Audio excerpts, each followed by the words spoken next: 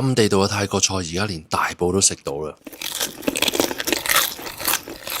上次咧同大家咧介紹過呢條安泰路啦，呢條街係出名多啲舊嘅小店啦。呢間大租鋪咧叉燒好出名嘅，但係我就唔係講呢間，就係呢間啦。夜媽媽而家8點鐘都仲咁多人排隊嘅泰茶飯。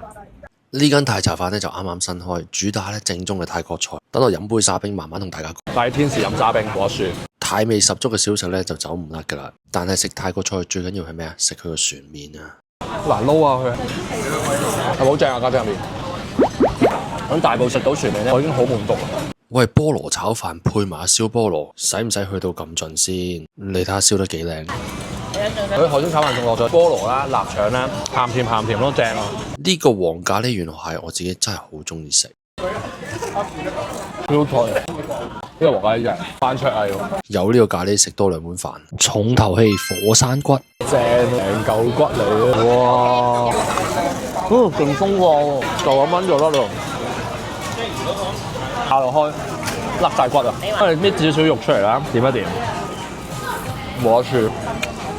喳一聲俾我清晒台，最後又點少得芒果糯米飯呢？快啲踢你大埔嘅朋友請你食泰國菜啦！